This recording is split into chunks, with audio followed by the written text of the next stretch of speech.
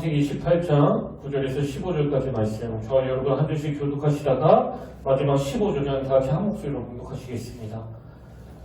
제가 먼저 읽겠습니다.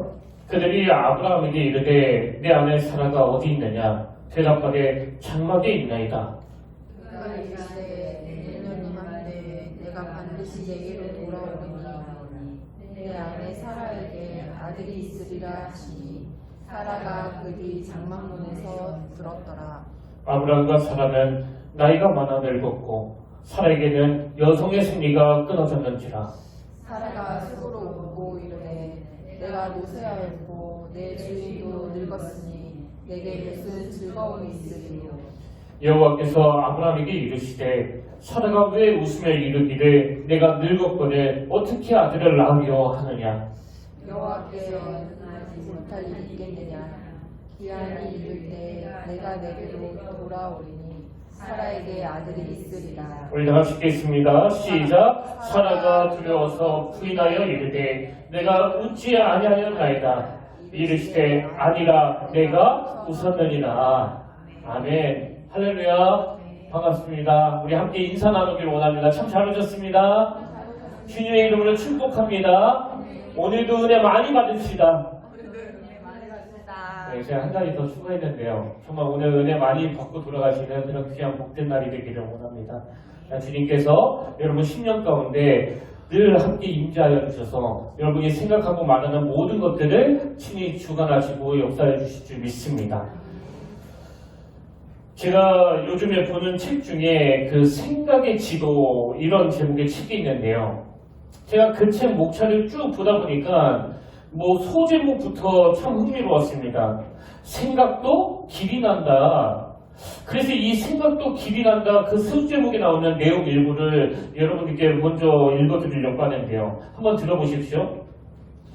원래부터 있던 길은 없다. 자주 다니다 보면 길이 만들어진다. 생각도 마찬가지다. 열등하다고 생각하면 점점 더 열등감이 느껴진다. 밉다고 생각하면 점점 더 미워진다. 짜증을 내다 보면 점점 더 짜증이 난다. 지금과는 다른 길을 만들고 싶다면 지금까지 달리던 길을 벗어나 새로운 곳을 정해 그 길로 자주 다니면 된다. 지금 뭘 강조하는지 아시겠죠? 이 생각에도 그 길이 난다는 거예요. 그래서 같은 생각을 계속 반복해서 하다 보면 이 마음도 그쪽으로 길이 발달돼가지고 나중에는 내가 의도하지 않더라도 저절로 그쪽으로 생각이 굳혀지는 거, 이게 생각도 길이 난다, 그런 말씀의 의미거든요. 제가 오늘 본문을 묵상하다가 그 책 내용이 불쑥 떠올랐던 건요, 지금 아브라함과 사라가 딱 그런 상황이기 때문이에요. 자, 오늘 보면 창세기 18장 10절에 보면 하나님께서 아브라함에게 이렇게 말씀하십니다. 그가 이르시되 내년 이맘때 내가 반드시 내게로 돌아오리니 내 아내 사라에게 아들이 있으리라 하시니 사라가 그 뒤 장막문에서 들었더라. 그리고 나서 하나님의 말씀을 들은 사라가 어떻게 반응하느냐? 즉각적으로 이렇게 반응합니다. 12절. 사라가 속으로 웃고 이르되 내가 노쇠하였고 내 주인도 늙었으니 내게 무슨 즐거움이 있으리요? 여러분, 이런 반응은요, 남편 아브라함도 똑같아요. 우리가 앞에서도 살펴봤지만 하나님이 아브라함에게도 이 약속의 말씀을 주시지 않습니까? 창세기 17장 16절. 내가 그에게 복을 주어 그가 내게 아들을 낳아주게 하며 내가 그에게 복을 주어 그를 여러 민족의 어머니가 되게 하리니 민족의 여러 왕이 그에게서 나리라. 이런 놀라운 약속의 말씀을 주시니까 그 말씀을 들은 아브라함이 즉각적으로 이렇게 반응합니다. 17절. 아브라함이 엎드려 웃으며 마음속으로 이르되 100세 된 사람이 어찌 자식을 낳을까? 사라는 90세니 어찌 출산하리요? 지금 아브라함과 사라에게 있는 문제가 뭐예요? 이 부부는 자기들만의 생각의 길이 나 있는 거예요. 그래서 하나님이 무슨 말씀을 주시든지 그대로 이 접수가 안 되는 거거든요. 저는 이런 상태에 빠져있는 이 아브라함과 사라를 보면서 정말 위험하다, 그런 생각이 들었는데요. 왜 그러냐 하니까 이런 상태에 빠져있는 아브라함과 사라에게 그 두 가지 심각한 증상이 나타나는 겁니다. 그럼 어떤 증상이 나타나느냐? 첫 번째는 무기력증이에요. 무기력증. 제가 이 무기력이라는 단어를 그 국어사전에서 찾아보니까 이렇게 설명하더라고요. 어떤 일을 감당할 수 있는 기운과 힘이 없음. 이게 딱 아브라함과 사라의 모습 아닙니까? 12절을 세번역으로 한번 보십시오. 그러므로 사라는 사라의 자기 인식이 이래요. 나는 기력이 다 쇠진하였고 나의 남편도 늙었는데 어찌 나에게 그런 즐거운 일이 있으랴. 그리고는 속으로 하나님의 말씀을 비웃어버리는 거예요. 그래서 제가 이 12절을 뭐 여러 번역으로 찾아봤는데요. 제일 슬펐던 번역이 그 공동 번역입니다. 한번 들어보세요. 그래서 사람은 속으로 웃으며 내가 이렇게 늙었고 내 남편도 다 늙었는데 이게 무슨 낙을 다시 보랴 하고 중얼거렸다. 이게 저에게 참 슬픔으로 다가왔어요. 뭐 하나님이 이삭을 주시고 안 주시고를 떠나서 아니 지금 내 남편도 늙었고 나한테도 관심이 없는데 내가 무슨 낙을 또 새로 누리겠느냐고.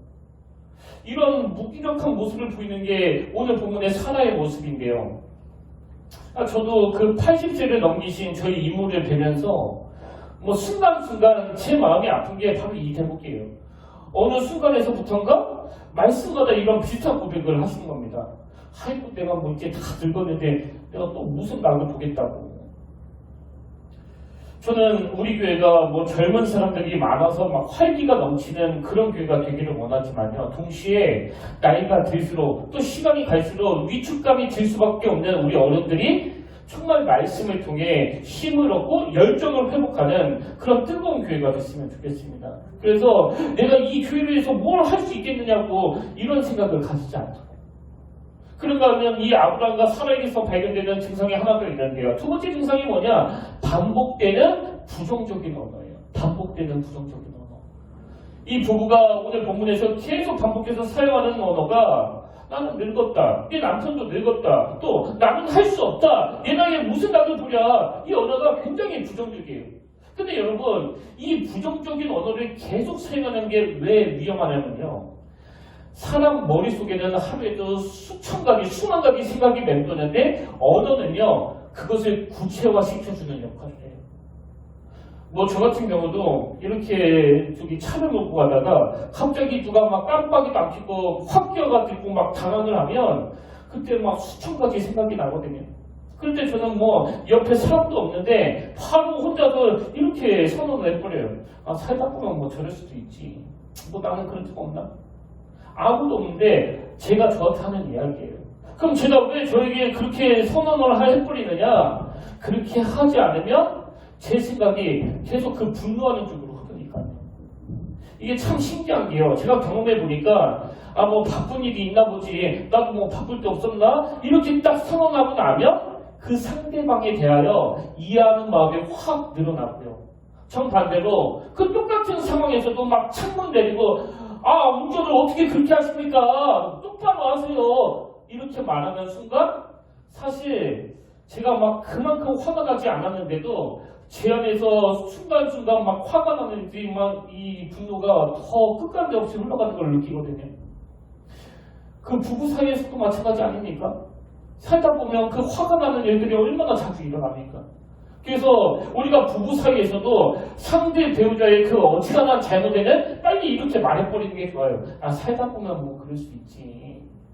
이 속은 아니라 하더라도. 이렇게 딱 내뱉고 나면 내 머릿속에서 맴도는 많은 생각들이 그 이해해주는 쪽으로 정리가 되는 거고. 그리고 또 지금 아브라함과 사라가 지속적으로 보여주는 이 부정적인 언어가 왜 위험하냐면요. 이렇게 지속된 부정적인 언어는 자기 생각을 세뇌시켜버려요. 자기 생각을. 그래서 이 언어의 습관이 중요하다고 말하는 거 아닙니까? 지금 아브라함과 사라는 생각이 그 부정적 쪽으로 길이 나버려가지고 계속 무기력하고 그리고 또 자기가 무기력하니까 하나님에 대해서는 자꾸 냉소적으로 변하는 거예요. 냉소적으로. 하나님이 말씀은 저렇게 하시지만 이런 상황에서 어떻게 아들을 주시겠어. 은혜로운 말씀이 선포될수록 그 약속의 말씀이 선포될수록 더 냉소적으로 그래서 비웃어버리는 거예요. 제가 방금 잘했나요? 연습을 어저께 많이 했거든요.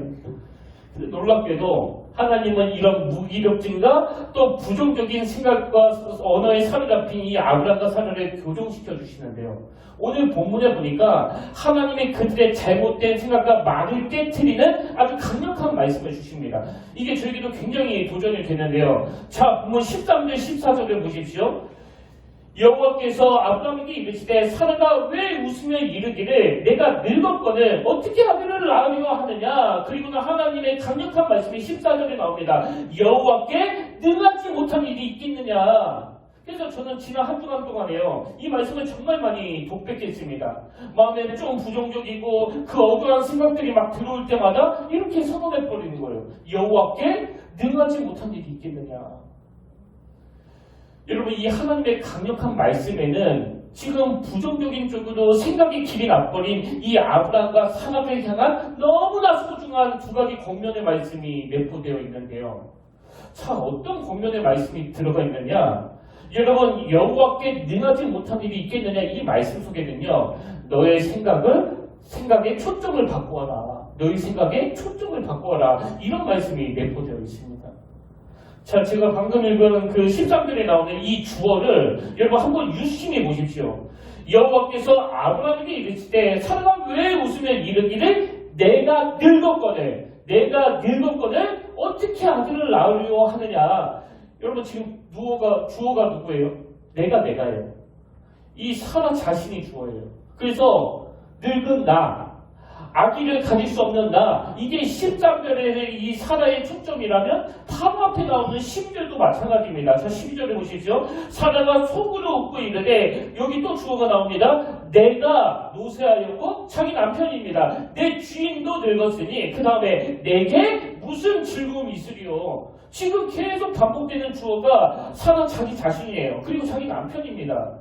근데 이런 사라의 초점을 하나님이 어떻게 교정해 주시느냐. 14절에 보세요. 여호와께 능하지 못한 일이 있겠느냐. 기한이 이를 때 내가, 여호와 하나님이에요, 내가 내게로 돌아오리니 사라에게 아들이 있으리라. 이 14절에서 주어는 여호와 하나님이세요. 근데 여러분, 사실 이 사라의 관점으로 보면요, 지금 이 사라가 하는 말이 다 맞는 말이에요. 뭐 틀린 말이 하나도 없습니다. 마찬가지로 오늘 여기 어떤 일로 막 우울하고 비관되고 좌절되는 분들 중에 뭐 이유 없는 분이 한 분이라도 있습니까? 여러분이 낙심해야 될 이유 다 있어요. 다 근거가 있습니다. 근데 하나님은 사라, 네 말이 맞는 말이지만 마음에 우울할 수밖에 없는 그 근거를 네가 다 가지고 있지만 그 생각의 주어를 바꾸라는 거예요. 내가 해서 여호와께. 그럼 왜 바꾸라는 거예요?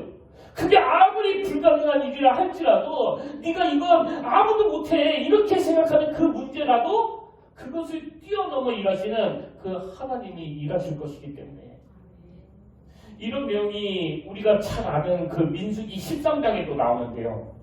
그 가나안을 정탐하고 온 12명이 똑같은 것을 보고 왔는데도 딱 두 갈래로 나눠지지 않습니까? 그래서 한쪽은 그 땅을 막 악평하고 다른 한쪽은 무슨 소리냐, 거긴 너무나 아름다운 땅이다, 이렇게 서로 상반된 내용을 전하는데요. 제가 도대체 이 차이가 어디에서 나는가 보니까 이 주어에서 차이가 나더라고요. 주어에서. 자, 먼저 10명의 정탐꾼들의 그 부정적인 반응을 보십시오. 민수기 13장 32절입니다. 이스라엘 자손 앞에서 그 정탐한 땅을 어떻게 해요? 악평하여 이르되, 우리가 두루 다니며 정탐한 땅은 그 거주민을 삼키는 땅이요, 거기서 본 모든 백성은 신장이 장대한 자들이며 거기서 네피림 후손인 아낙 자손의 거인들을 보았다니. 또 주어가 우리입니다. 우리는 스스로 보기에도 메뚜기 같으니 그들이 보기에도 그와 같았을 것이니라.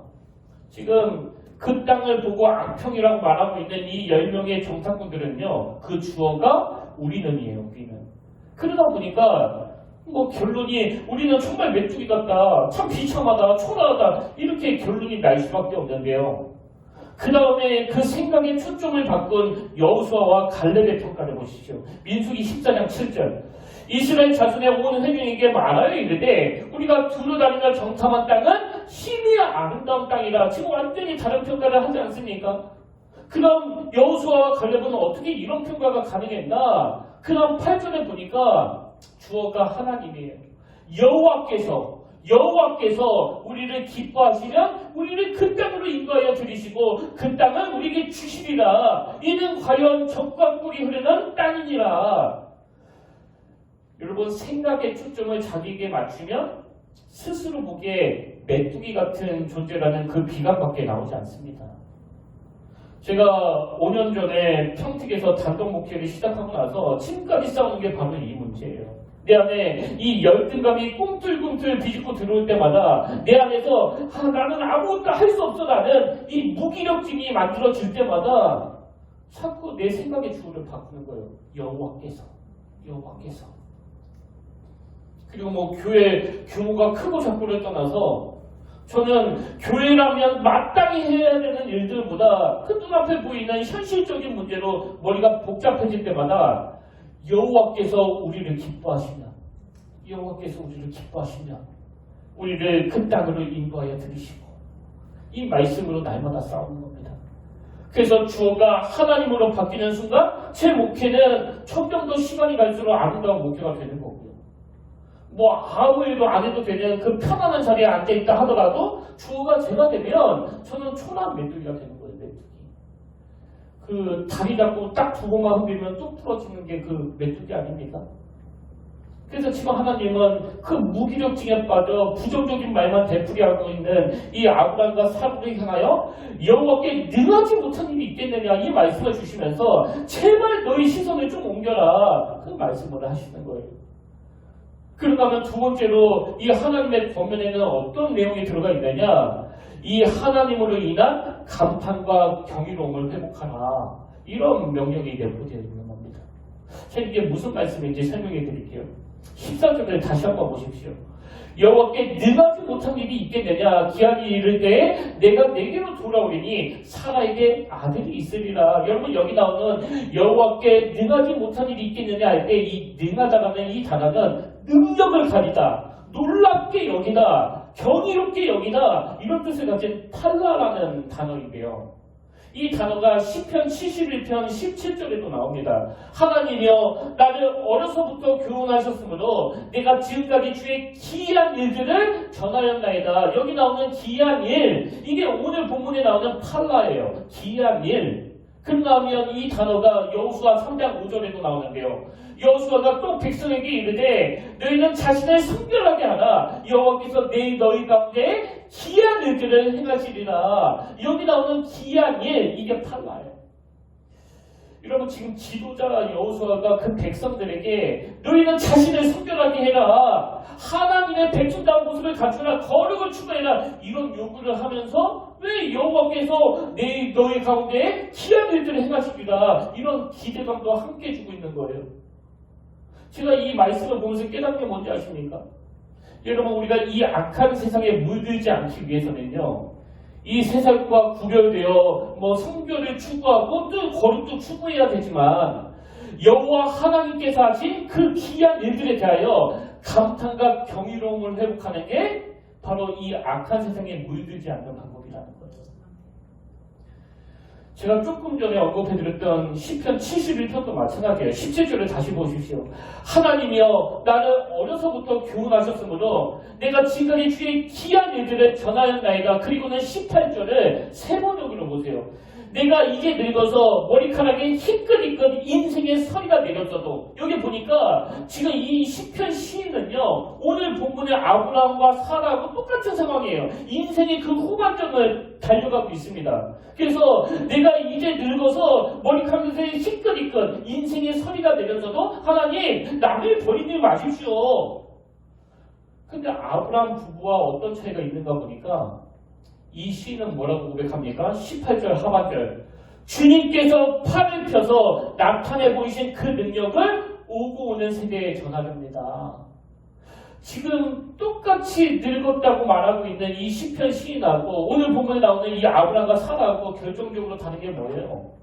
아브라함과 사라는 이제 내가 늙었는데 무슨 낙을 보겠습니까? 이런 무기력한 모습을 보이고 있다면 이 시편 71편에 나오는 이 시인은요, 내 머리에 희끗희끗 인생의 서리가 내렸어도 내가 지금까지 나에게 나타내 보이신 주의 기이한 일들, 젊은 시절부터 시작해서 흰머리가 가득한 지금까지 하나님 없이는 설명할 수 없는 너무나 놀랍고 경이로운 일들을 이제는 내 다음 세대에게, 후대에게, 오고 오는 세대에게 전하는 일을 하겠습니다. 하나님, 이거 잘할 수 있도록 도와주세요. 지금 그렇게 기도하는 거거든요. 여러분, 사실 여기에 나이 들어가지 않는 분이 누구 있습니까? 우리 모두는 다 늙어가고 있는 거 아닙니까? 그래서 여러분, 우리가 명심해야 될 게 나이가 들어갈수록 우리 앞에는 이 두 가지 길만 놓여져 있는 거예요. 하나는 오늘 본문에 나오는 아브라함과 사라처럼 아직 인생이 끝난 것도 아닌데 그저 무기력하게 이제는 무슨 낙이 있을까, 이런 부정적인 말로 그 생을 낭비하는 길이 놓여져 있는 거고요. 그런가 하면 또 하나는 이 시편 71편에 나오는 이 시인처럼 참 젊은 시절에 나타나 보이신 그 하나님의 귀한 일들을 기억하면서 오고 오는 그 다음 젊은 세대에게 이 귀한 일들을 행하신 하나님의 경이로움을 잘 전달하겠습니다. 여러분은 어느 길로 가길 원하세요? 지금 저 같은 목회자들을 포함해서 한국교회 어른들이 정말 반성해야 되는 게 예수 믿고 나서 경험한 그 귀한 일들, 이 경이로운 일들을 행하신 하나님에 대한 이 가슴 벅참, 이걸 다음 세대에게 못 전한 거 아닙니까? 제가 오늘 일반 신문 칼럼에서 읽은 글인데요. 내용을 한번 들어보세요. 경이롭다라는 단어의 헬라어는 타우마주인데 이 단어는 헬라 사람들에게는 신적이다라는 뜻으로 통용되었다는 것이다. 그 다음 보세요. 감탄을 자아내는 자연 풍경, 감동적인 시, 훌륭한 조각이나 건축물, 이 모든 대상들의 신적이다라는 말을 붙였다는 것이다. 우리식으로 말하면 헬라 사람들은 이 경이로움의 모든 출발을 이건 하나님으로부터 나온 것이다. 이 감탄과 경이로움은 그런 신적인 것이다. 그렇게 생각했다는 거예요. 저는 이 글을 읽으면서 좀 반성이 되더라고요. 여러분, 오늘 예수 믿는 저와 여러분 모두는 다 우리 삶 속에서 하나님을 향한 이 감탄과 경이로움을 회복해야 돼요. 우리가 경험하는 무슨 작품을 보든지 길가의 꽃을 보든지 하다못해 드라마 한 편을 보는 그 안에서도 내게 감탄이 일어난다면 그건 다 하나님의 것이에요. 그건 다 신적인 것입니다. 그래서 여러분, 신앙의 무기력증은요, 어느 순간인가 그런 감탄이 없어지는 거예요. 메말라 버리는 거예요. 매주 선포되는 말씀을 통해 그렇게 은혜를 받고 매주 찬양 가운데 마음을 만지시고 눈물을 쏟게 하시는 그 하나님의 위로를 경험하지만 우리들의 문제는 그 감탄을 계속 유지할 수 없다는 겁니다. 제가 이런 설교를 준비하고 있는데 딱 지난주에요. 제가 최근에 알게 된 그 초신자분이 계시는데요. 가끔씩 전화로 저에게 신앙상담도 하시고 기도 부탁도 하시는 분이거든요.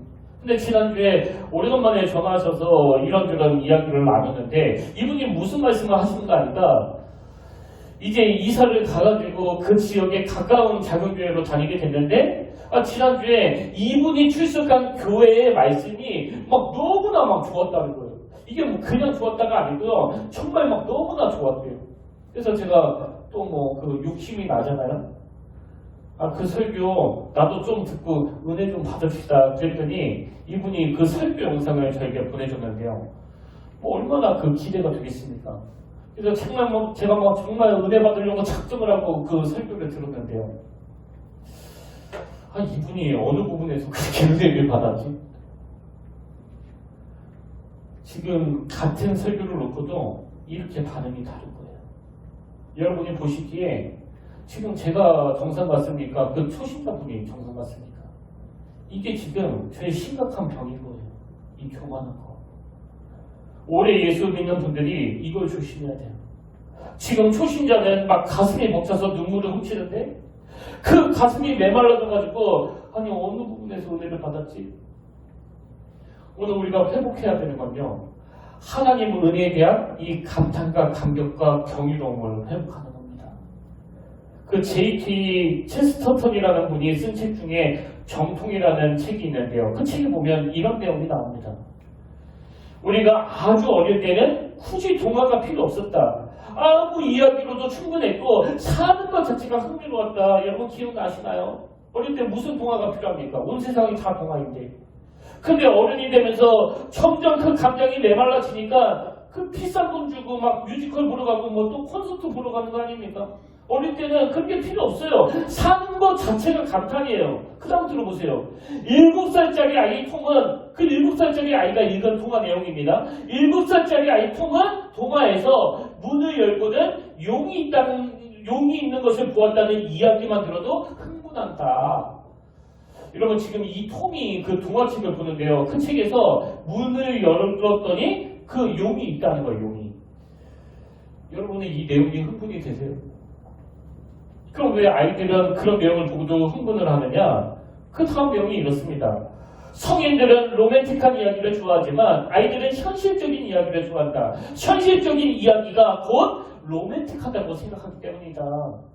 이게 뭘 말하고 싶은지 아시겠죠? 오늘 우리가 어른이 돼서 그 불행한 것은요. 어릴 때는 분명히 우리도 가졌는데 그 아무것도 아닌 것에도 막 감탄하고 감격하고 그 작은 선물에도 막 행복이 겨워했었는데 너무나 삭막하고 너무나 메마른 이 세상에 발을 딛고 살아가다 보니까 그 감수성이 다 까먹어버린 거예요. 사실 저도 뭐 어릴 때 그 감수성이 꽤 풍부한 소년이었거든요. 그래서 중학교 다닐 때까지 뭐 이게 부끄러운 말인지 모르겠지만 저는 그 뉴스만 보시는 아버지가 이해가 안 갔습니다. 아 저게 뭐가 재밌느냐. 근데 그때 그 감성이 이제는 뭐 다 어디 가버렸는지 지금은 저도 아버지처럼 그 뉴스만 보고 있더라고요. 여러분 우리가 이 감성을 회복해야 되는 아주 중요한 이유가 있는데요. 그 이유가 뭐냐면 이 풍부한 감성에서 하나님의 능력이 나타나기 때문이에요.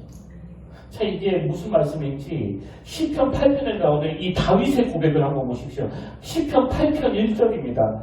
여호와 우리 주여 주의 이름이 온 땅에 어찌 그리 아름다운지요. 주의 영광이 하늘을 덮었나이다. 지금 다윗은요 그 절대 권력자 사울에게 막 쫓겨다니는 신세거든요. 언제 죽을지 모르는 아주 두려운 상황이에요. 그런데 그 다음 3절에서 다윗이 뭐라고 고백하는가 보니까 주의 손가락으로 만드신 주의 하늘과 주께서 베풀어 주신 달과 별을 내가 보니 그 풍부한 감성을 가진 다윗이 발견한 게 뭐냐? 4절 사람이 무엇이기에 주께서 그를 생각하시며 인자가 무엇이기에 주께서 그를 돌보시나이까.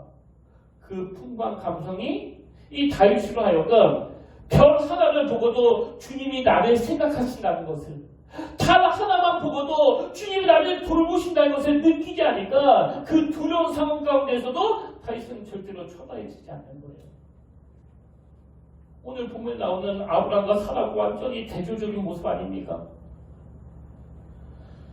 이런 의미에서 저는 지난 한 주간 동안 참 행복한 시간을 보내는데요.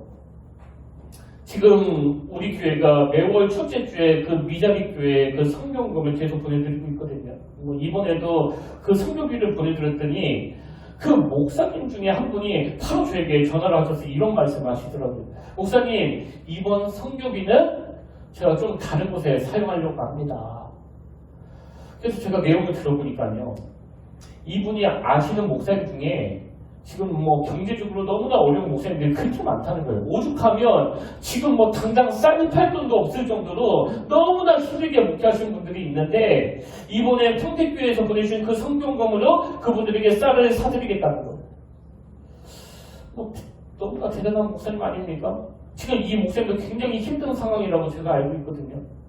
근데 그 얼마 안 되는 성교비를 가지고 자기보다 더 어려운 목사님들을 위해 쌀을 사겠다는 이게 저에게도 너무 도전이 되더라고요. 그래서 제가 한 3개만 알려주시라고 목사님 이름으로 우리 교회에서 대신 보내드리겠다고 그런 말씀을 전해드렸는데요. 여러분, 기적이 일어나는 거예요. 기적이. 어제 지방 목사님이 원래는 뭐 토요일날 만나자고 하시는 분이 아닌데 갑자기 자기 교회에서 만나자고 하셔서 가보니까요. 저에게 그 쌀 3포대를 주신 겁니다. 여러분 이게 기적 아닙니까? 저는 지금도 그게 이해가 잘 안 돼요.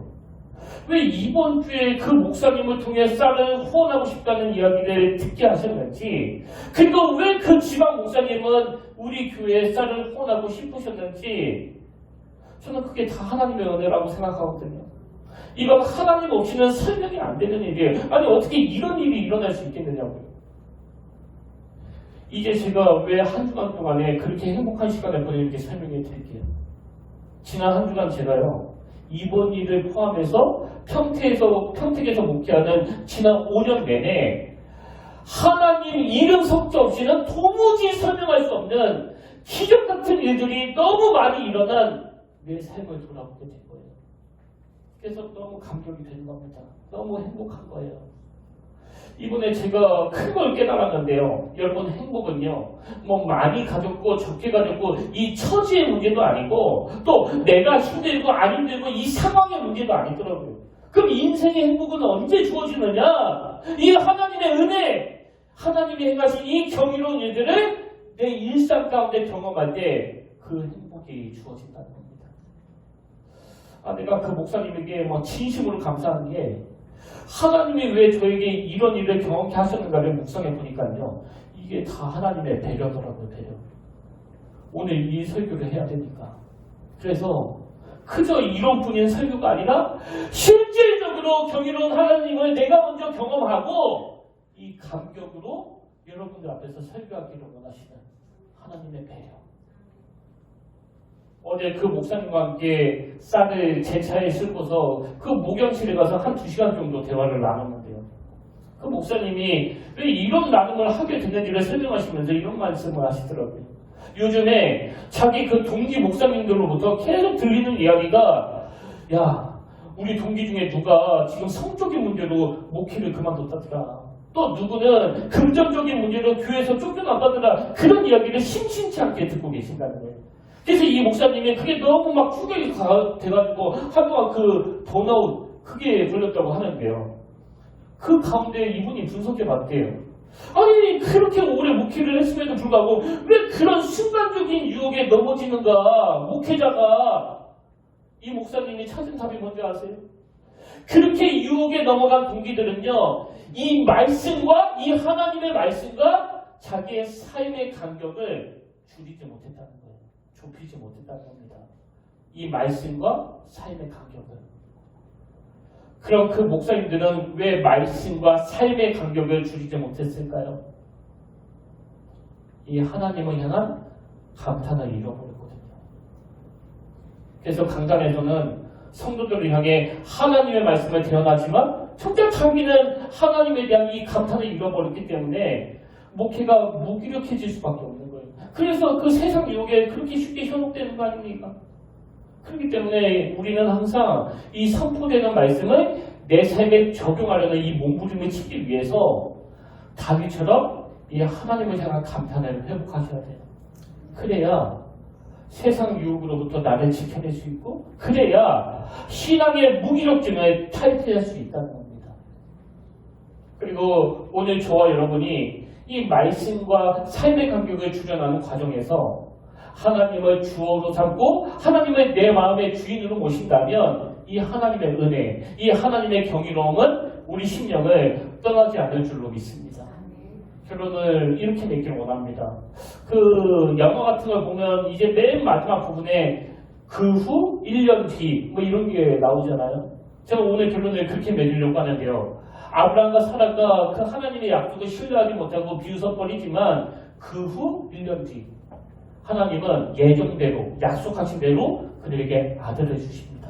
자, 그걸 배경으로 한 창세기 21장 1절부터 한번 보십시오. 여호와께서 말씀하신 대로 사라를 돌보셨고 여호와께서 말씀하신 대로 사라에게 행하셨으므로 사라가 임신하고 하나님이 말씀하신 시기가 되어 노년의 아브라함에게 아들을 낳으니 아브라함이 그에게 태어난 아들 곧 사라가 자기에게 낳은 아들을 이름하여 이삭이라 하였고 그 아들 이삭이 난 지 8일 만에 그가 하나님의 명령하신 대로 할례를 행하였더라.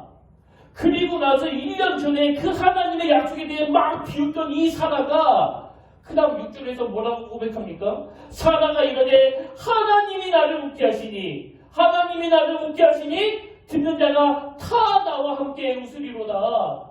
저는 이 대목에서 진짜 눈물이 나려고 해요. 그렇게 자기 스스로에 대해서는 무기력한 모습을 보이던 이 사라, 또 하나님에 대해서는 그 약속을 신뢰하지 못해 냉소적인 이기적인 태도로 비웃어버렸던 이 사라를 우리 하나님은 어떻게 바꿔주시는 거예요? 사라의 비웃음을 감격의 웃음으로 바꿔주시는 거예요. 그래서 하나님이 그 아들의 이름이 이삭이라고 지어주신 거 아닙니까? 이삭이라는 이름 자체가 웃음이라는 뜻이에요. 근데 이건 하나님이 니들이 그 내 약속을 비웃어버렸기 때문에 아들 이름도 그 이삭으로 지어라, 이런 의미가 아니고요. 그 비웃음을 감격의 웃음으로 바꿔주시는 하나님, 그 하나님을 너희가 기억하라는 겁니다. 그래서 여러분 중에 혹시 이런저런 문제로 막 지금 마음이 답답하고 정말 살만 나지 않는 세상이라고 막 한탄하는 분이 계시다면요, 너무나 비관적인 그 상황에서도 우리가 붙잡아야 되는 것, 우리가 놓치지 말아야 되는 것, 이 1절 말씀이에요. 여호와께서 말씀하신 대로 사라를 돌보셨고, 여호와께서 말씀하신 대로 사라에게 행하셨습니다.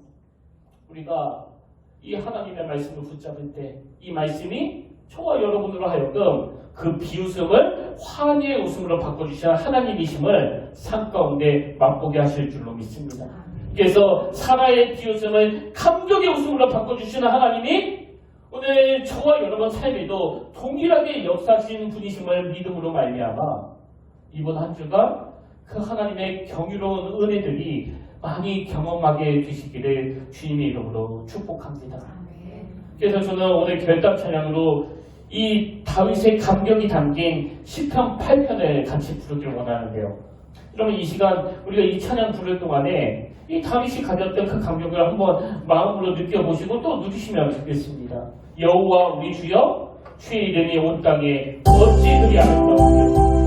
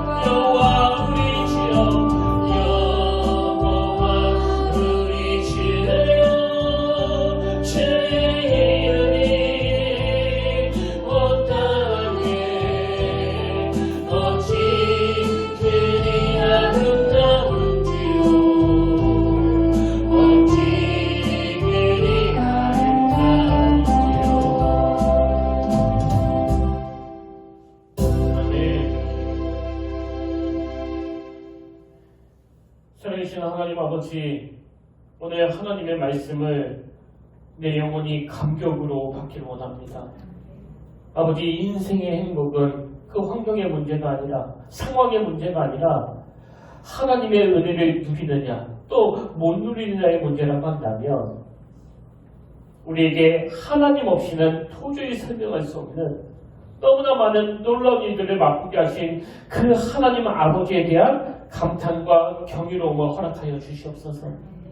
우리 삶 가운데 나 자신이 주어가 되면, 내가 무엇을 하겠다고 나아가면 우리는 늘 맹두이 같은 존재로 살아가는 그런 초라한 인생이 될 수밖에 없지만, 오늘 그 주어가 나에게서 하나님에게로 옮겨가면 아무리 불가능한 일이라 할지라도 여호와께 능하지 못한 일이 있겠느냐, 전능하신 그 하나님을 맛보게 될 줄로 믿습니다. 오늘 우리 생각이, 우리의 주어가 완전히 교정되어 이번 한 주간 주신 말씀의 능력을 가지고 감탄하며 감격하며 또 젊을 때 누렸던 그 많은 감탄과 감격을 자녀들에게 선포하는 그 은혜의 길로 가도록 인도하여 주시옵소서. 그 은혜 자리로 인도하여 주실 줄 믿사오며, 십자가를 통하여 그 놀라운 은혜를 허락하신 예수님의 이름으로 간절히 기도드립니다. 아멘. 이제 우리 다 자리에서 일어나셔서 은혜의 힘입니다. 이 찬양 함께 불러보기를 원하는데요. 하나님의 은혜가 우리 삶 가운데 어떤 능력으로 나타나는지 우리 가사를 묵상하면서 함께 불러보기를 원합니다.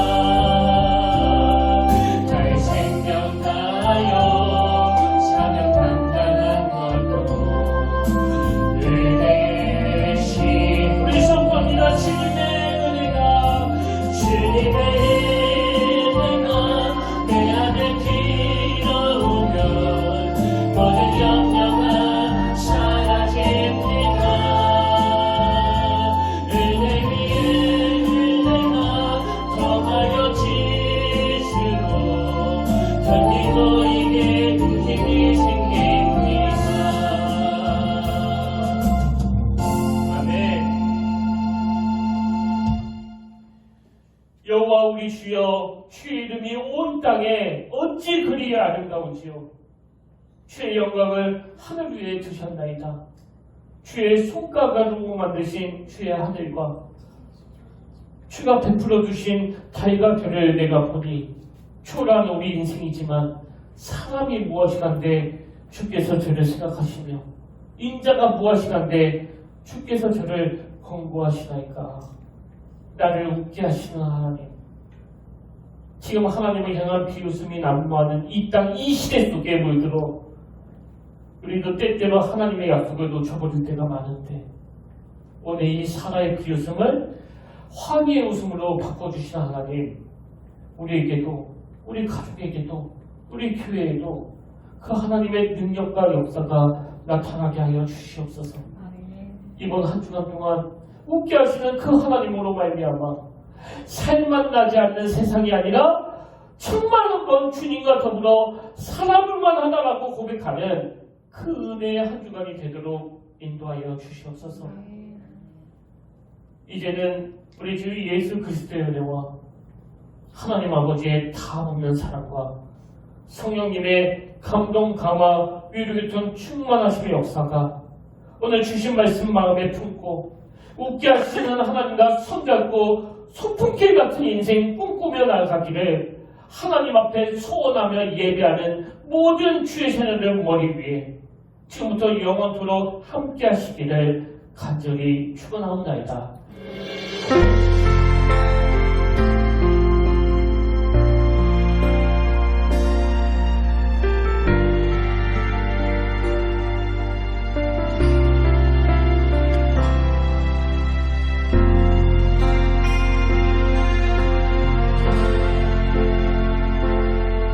지금 서 있는 이곳에서 높임을 받으소서. 내가 밟는 땅